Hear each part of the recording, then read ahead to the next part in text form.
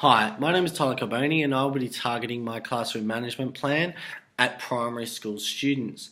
Now, I believe that the most important part of my philosophy is where I can understand that every student is different. Every student learns differently and every student behaves differently.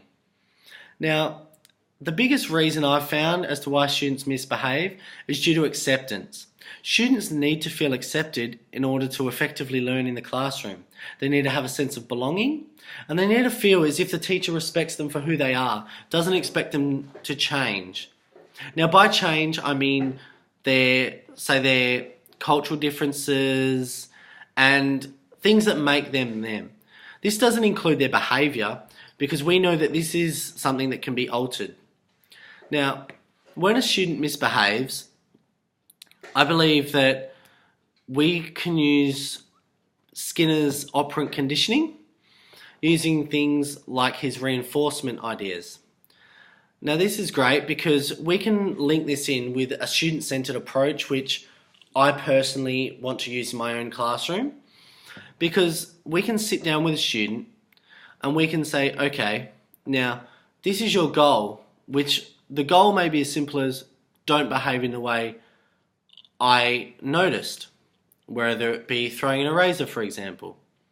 Now, if that's the goal, we can teach a student to find another approach so that when they feel like that's going to happen, they are able to talk themselves out of it, which comes into the talk sense to yourself model by RAG.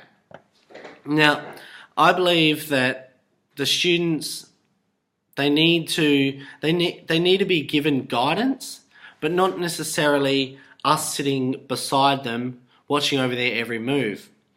So a student can have something as simple as a journal where every time they feel like they're going to misbehave, they write it down. And after 5 times where they have stopped themselves, we can then have a system set up where they might receive something. And I think this is the whole self-management plan, which is really going to help students take control of their own learning and teach them a sense of responsibility.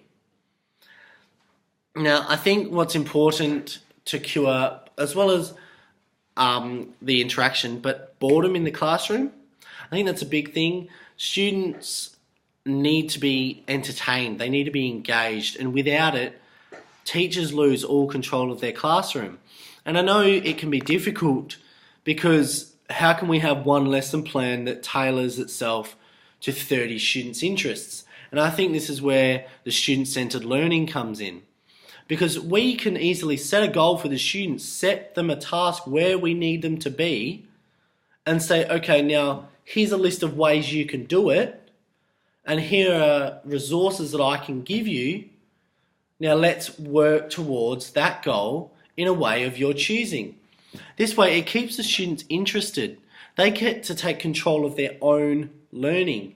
It gives them a sense of responsibility because these students now know that we trust them. We know that they're all learning the exact same content. However, it's the way they get there that's important to the student.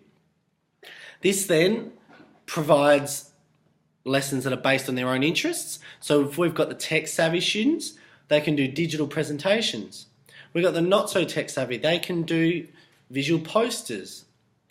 Now, I think with that, it's important to set expectations in our classroom. Although we're going to have a student-centered learning, I think it's still important that we set boundaries because this shows students that although, yes, you guys are taking control of your own learning, we still need to do it in a respectful manner. And I think that when the boundaries are set, we shouldn't do them and bring them into the classroom. I feel like we need to sit down with the class, bring in that student-centered approach, and create the boundaries together. This shows that they have had an input, and therefore, if they cross the line, they're crossing their own boundaries, not ones that you have set up. And I've found that if I were to set up the boundaries, students find them more inclined to try and challenge them because I have set them up rather than if they were to set them up themselves. Now, thank you for listening. And I will be touching more on Vygotsky, social interaction, and my thoughts on conditioning in my plan.